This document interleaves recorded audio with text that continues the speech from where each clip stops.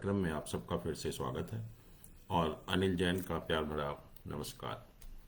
दोस्तों, आज हम ज्योतिष के संबंध में जो हिंदू धर्म में शादियां होती हैं उसके लिए मुहूर्त या कौन सा समय ठीक होता है उसके बारे में थोड़ी सी आज चर्चा करेंगे। और जैसा कि हम जानते हैं कि जहाँ तक हिंदू शास्त्रों का सवाल है, हम अपने वेद हैं या मनुस्मृति है, इस मामले में उनका सहारा लेते हैं कि हिंदू धर्म में शादी क्या है और किस तरह से उनका संचालन किया जाता है।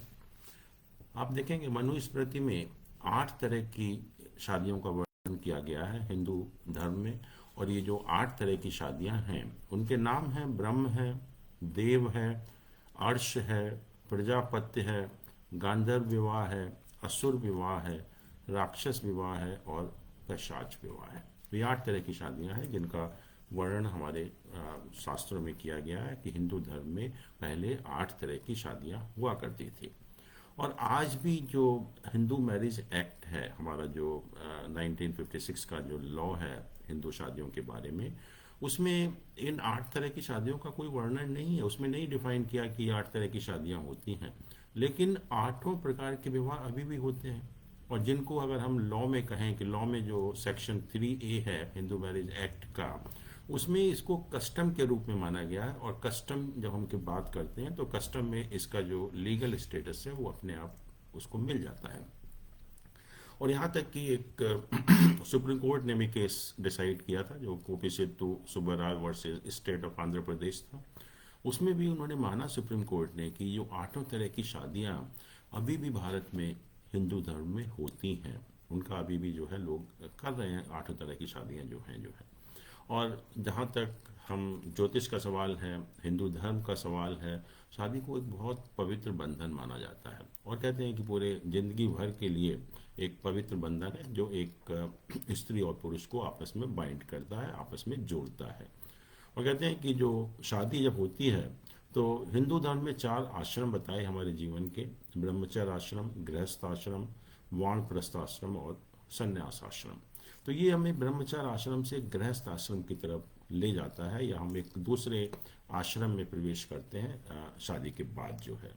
और जब शादी की बात होती है धर्म में तो हम कहते हैं कि हम जो भी हमारे शादी होती हैं लड़के और लड़की के बीच में जो है, तो हम एक इक्वलिटी देते हैं, इक्वलिटी देखते हैं ऑफ द पार्टनर्स बिन धर्म, कर्म, धर्म, अर्थ, काम एंड मोक्ष। इसमें जो है 4 क्षेत्रों में एक इक्वलिटी उनकी देखी जाती है।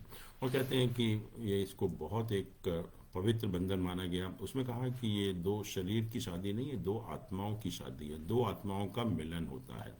और इसीलिए कहते हैं कि marriages are made in the heaven actually. और हमारे जितने भी एक्टिविटी हैं, ज्योतिष हो, हिंदू धर्म हो, सारे जो है थ्योरी ऑफ कर्मा के ऊपर बेस्ड हैं। जो भी एक अच्छे या बुरे कर्म होते हैं वो हर चीज़ के साथ एसोसिएटेड होते हैं, जुड़े हुए होते हैं।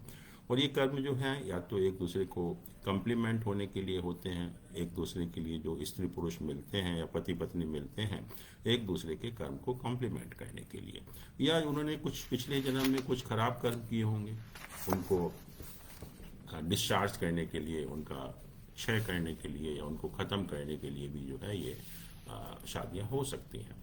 तो हर चीज़ जो है ज्योतिष में कहा कि थ्योरी ऑफ कर्मा का जो प्रिंसिपल है, सिद्धांत है, जो हम करते हैं वही उसका हमें फल मिलता है। और कर्म का जो है एक कोई सिरा नहीं होता, इसे कंटिन्यूस प्रोसेस।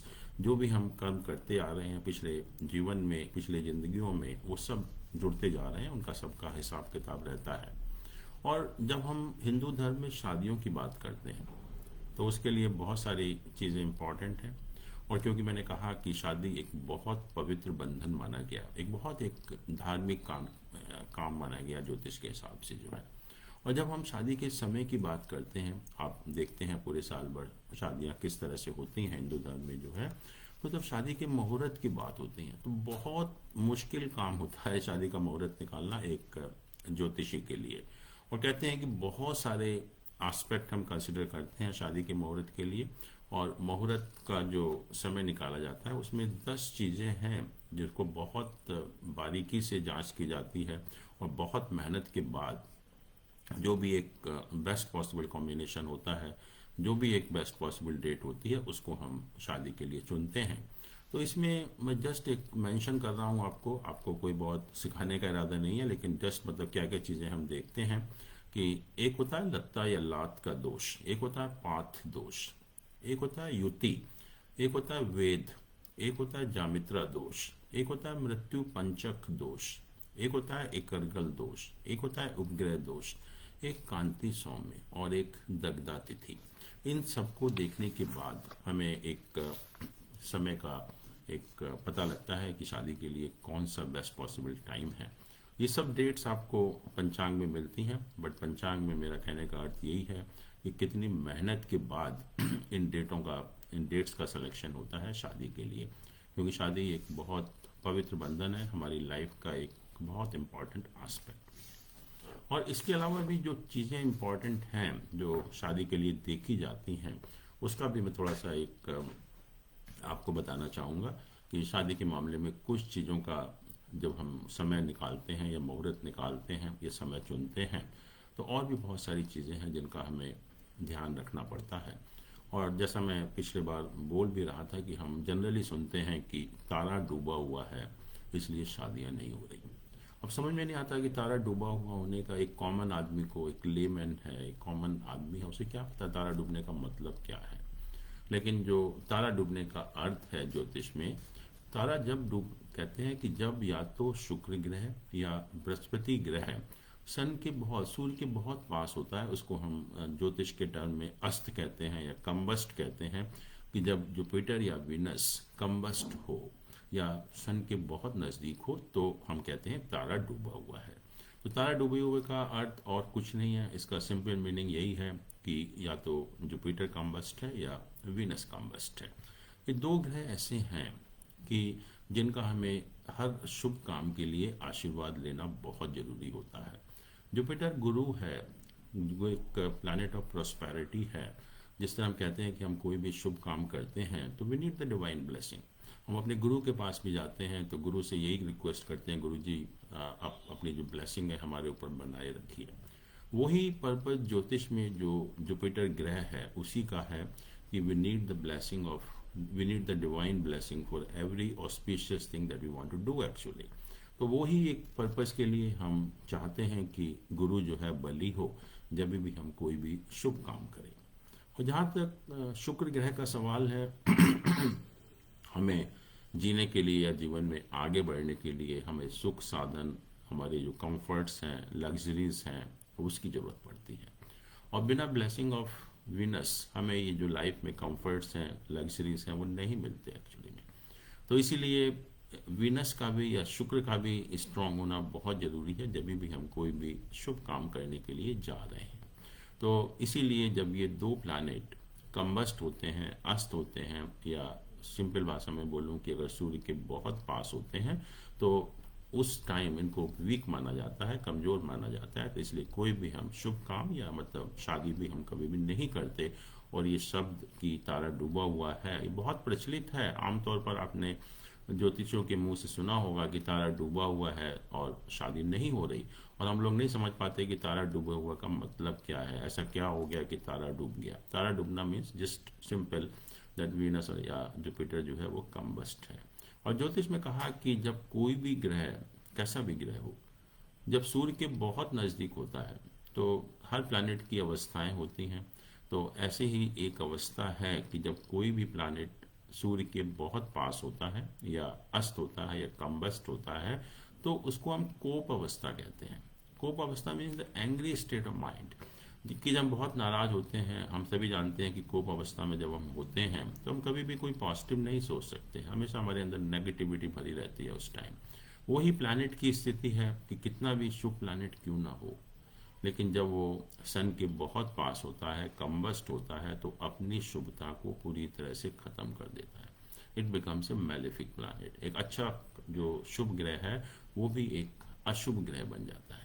तो इसलिए हमें बहुत ध्यान रखा जाता है कि शादी जब हम टाइम चूज़ करें उस टाइम या जुपिटर या वीनस, क्योंकि मैंने कहा कि ये दो प्लैनेट हैं जिनको हमें हर चीज़ के लिए, हर शुभ काम के लिए इनकी ब्लेसिंग की ज़रूरत पड़ती है। तो इसलिए इन प्लैनेट का स्ट्रांग होना बहुत ज़रूरी है। तो जैसे आप देखेंगे भी कि इस बार कि अगर हम 2022 की बात करें तो गुरु जो प्लैनेट है वो 23 फरवरी से लेकर 27 मार्च तक, 23 फरवरी से 27 मार्च तक कम्बस्ट है। कम्बस्ट मतलब कि सूर्य के बहुत पास है। तो आप देखेंगे कि पंचांग में 23 फरवरी से 27 मार्च के बीच में कोई शादी की डेट नहीं होगी एक्चुअली में। और इसके अलावा अगर हम शुक्र की बात करें तो शुक्र अभी 11 जनवरी तक कम्बस्ट था, और उसके बाद इस साल के अंत में 10 अक्टूबर से लेकर 20 नवंबर तक कम्बस्ट रहेगा, अस्त रहेगा। तो इस पीरियड में शादी नहीं होती, या शादी की डेट पंचांग में नहीं होती, या शादी के लिए ये मुहूर्त शुभ नहीं होते, क्योंकि कोई भी शुभ काम करने के लिए हमें इन दो प्लैनेट का आशीर्वाद लेना बहुत जरूरी है। एक शुक्र है, एक बृहस्पति है। इसके अलावा आपने देखा होगा कि जब शादियां जो हैं 15 दिसंबर से लेकर 15 जनवरी तक कहूँ, या 15 मार्च से 15 अप्रैल, इस बीच में शादियां नहीं होती।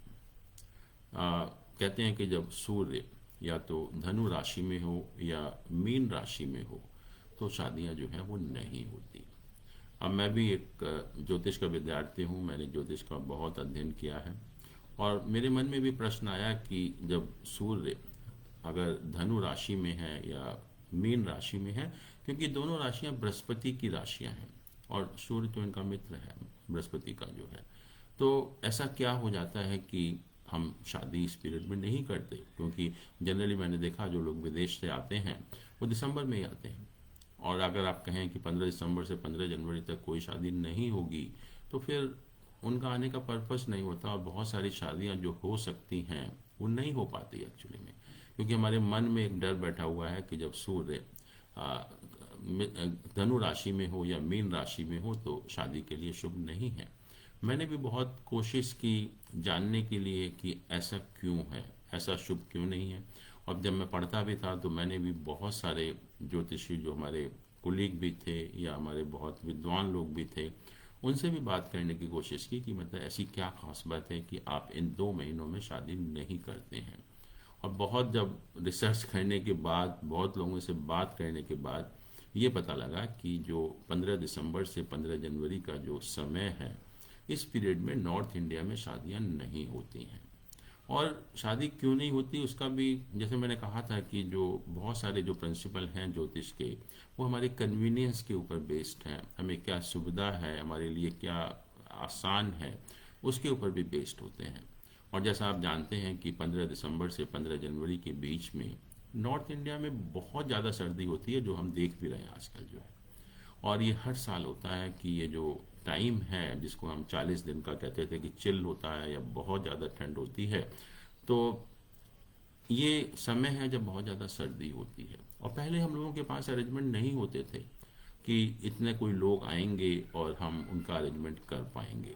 तो नेचुरली उनका एक वैलिड रीज़न था कि अगर इस पीरियड में हम शादी करेंगे तो सभी लोगों को इनकन्वीनियंस होगी, और सर्दी इतनी होती है कि सर्दी के माहौल में सब मैनेज करना बहुत मुश्किल होगा।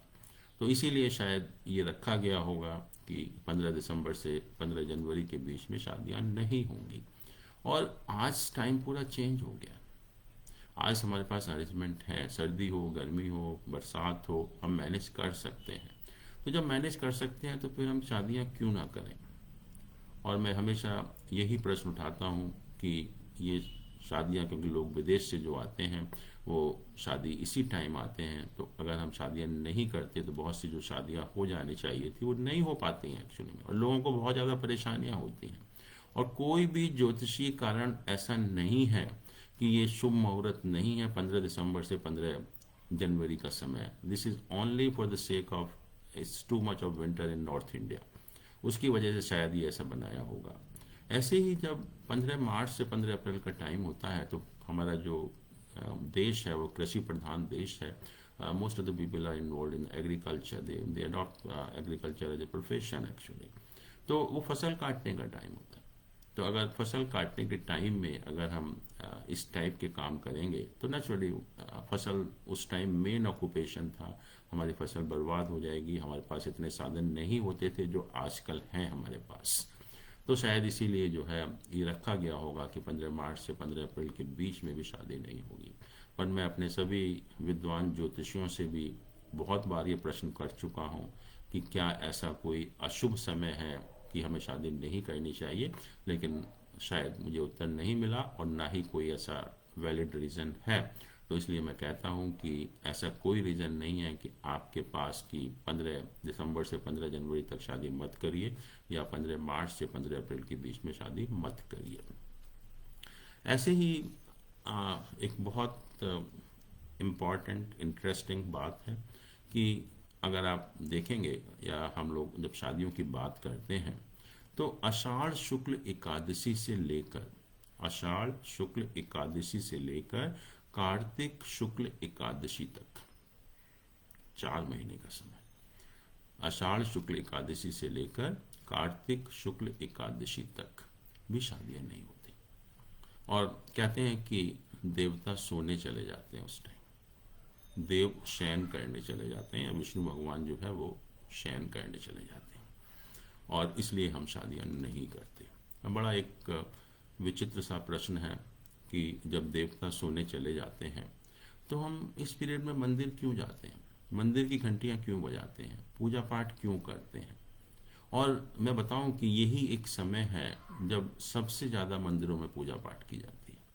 अगर हमें इतना डर है कि देवता सोने चले गए हैं इसलिए हम शादियां नहीं कर रहे हैं, तो हम मंदिर में जाने का क्या पर्पस है।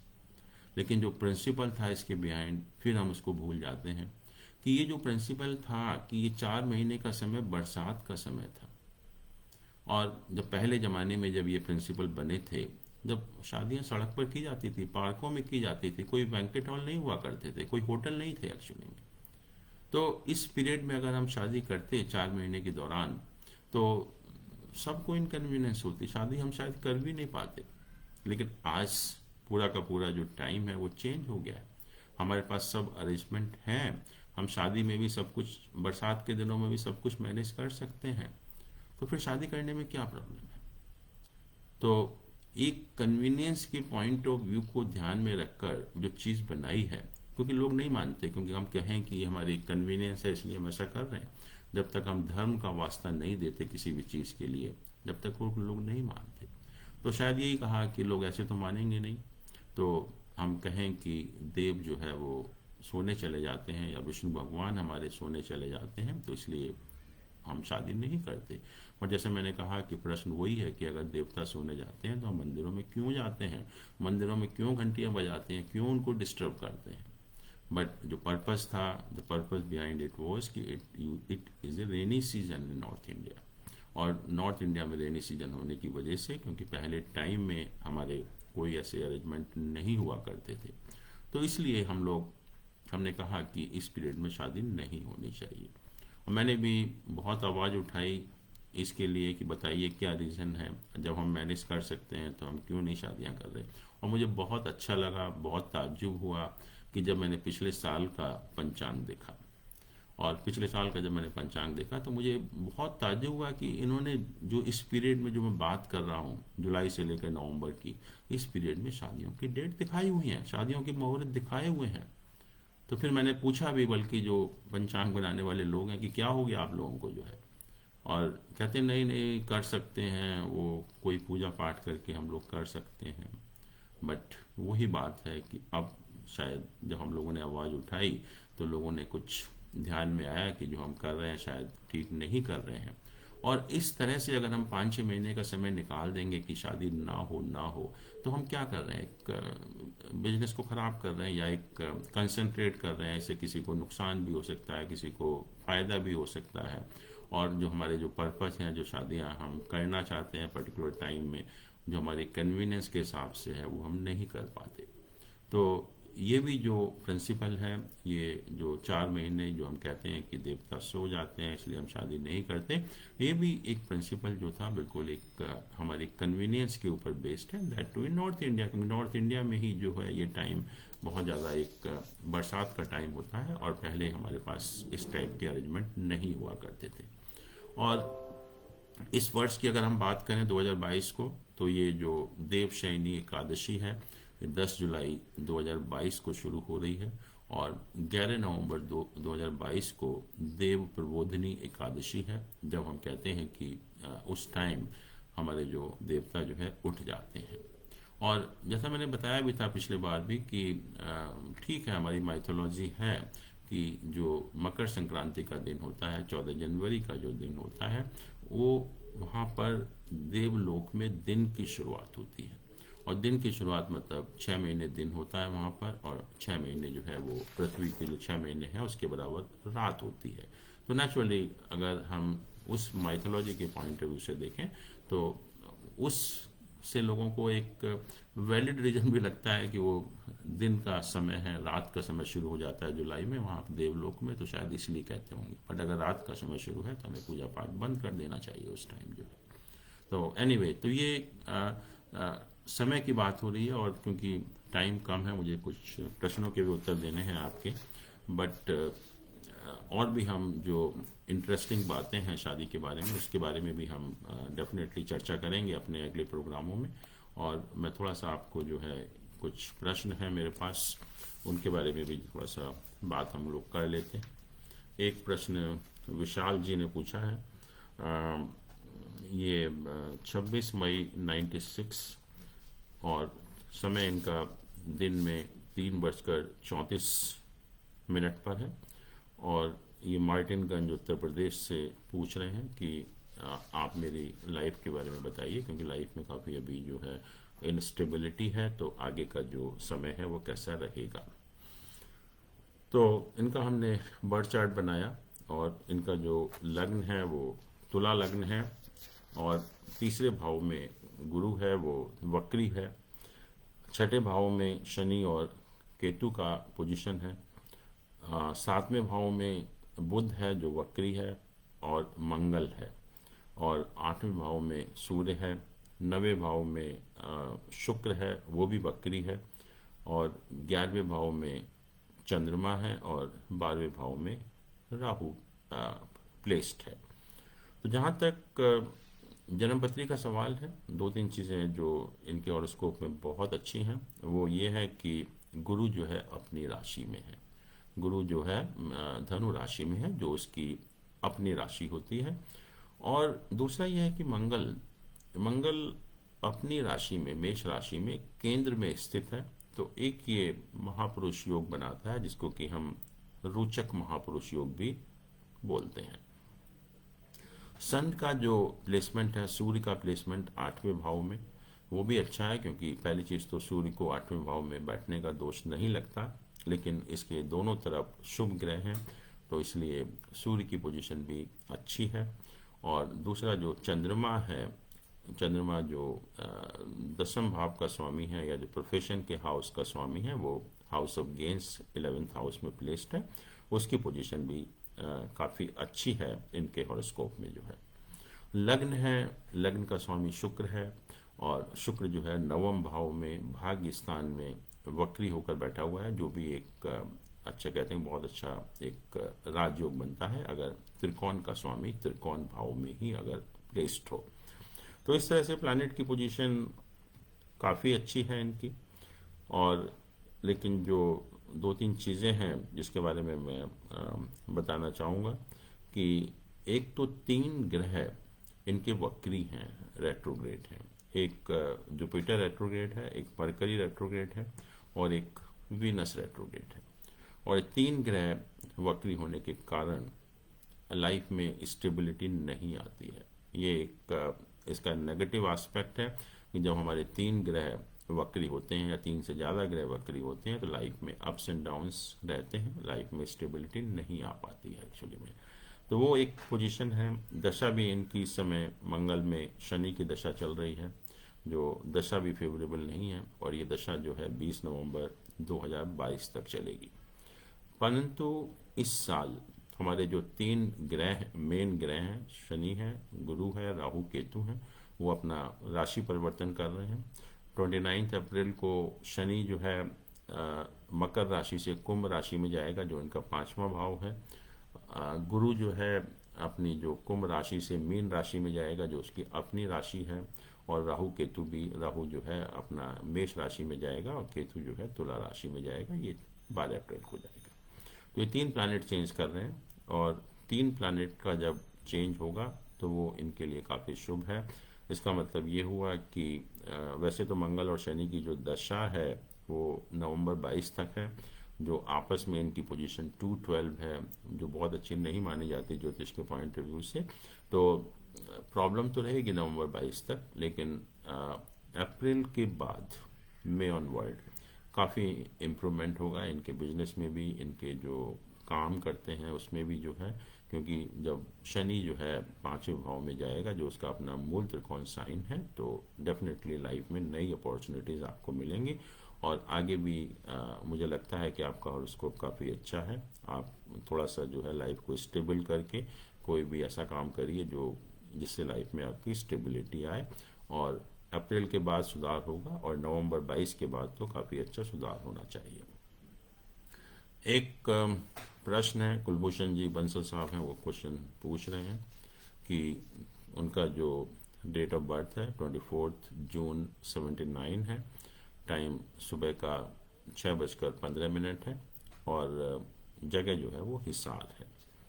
इनका भी इन्होंने कहा कि मुझे 1 साल के बारे में बताइए कि 1 साल मेरा जो है वो कैसा रहेगा। तो इनका भी हमने हॉरोस्कोप बनाया, तो इनका जो लग्न है वो जमनाई है, मिथुन है, और लग्न में सन और मून का प्लेसमेंट है। सेकंड हाउस में मरकरी और जुपिटर है। जुपिटर उच्च का है, एग्जॉल्टेड पोजीशन में है। सैटर्न और राहु थर्ड हाउस में प्लेस्ड है। 9th हाउस में केतु का प्लेसमेंट है, और 12th हाउस में वीनस और मार्स का प्लेसमेंट है।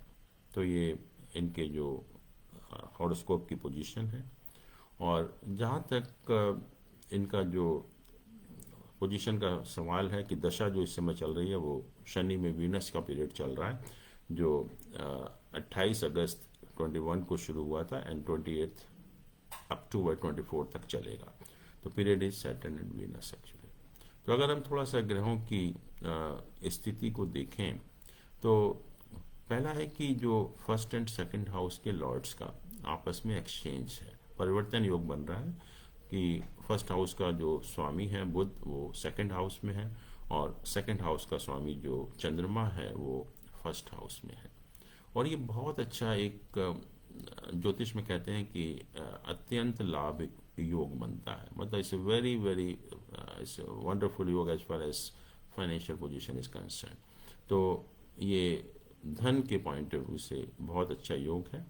और वैसे भी जो सन का प्लेसमेंट लग्न में है जिनके भी होता है, उनका जो टाइम ऑफ बर्थ होता है सनराइज के टाइम होता है, and such people are they very dynamic, they are full of energy, and they are born with a mission in the life that since we are born we have to do something in the life, actually they are that type of people. इसके अलावा भी जो शुक्र है 12th house में अपनी राशि में है।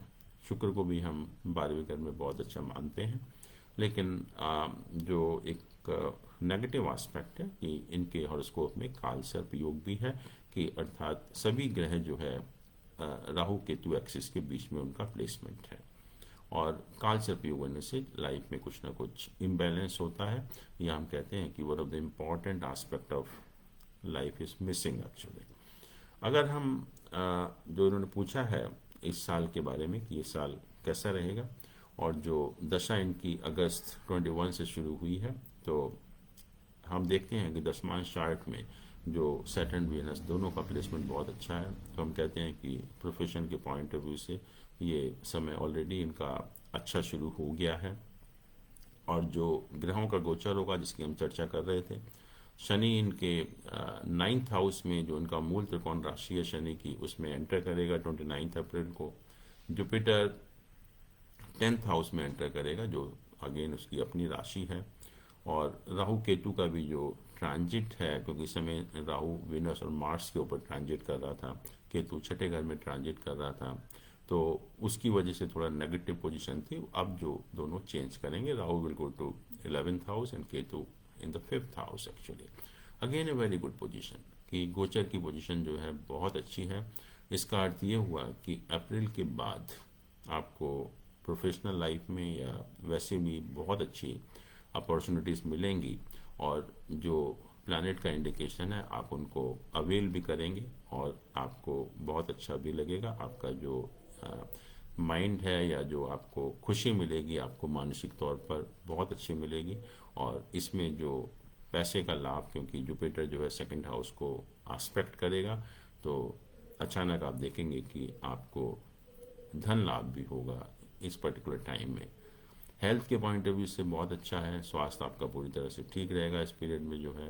तो यही है कि ऑलरेडी टाइम तो ठीक है, लेकिन जो गोचर की वजह से पोजीशन में बहुत ज़्यादा सुधार होगा मई ऑनवर्ड, और उसके बाद जो है पोजीशन आपकी काफ़ी अच्छी रहेगी। तो हम भी यही कामना करते हैं कि आपको सुख समृद्धि प्राप्त हो। और दोस्तों, इसी के साथ आज हम अपना प्रोग्राम ख़त्म करते हैं और अगले संडे फिर मिलेंगे आपसे। नमस्कार, थैंक यू सो मच।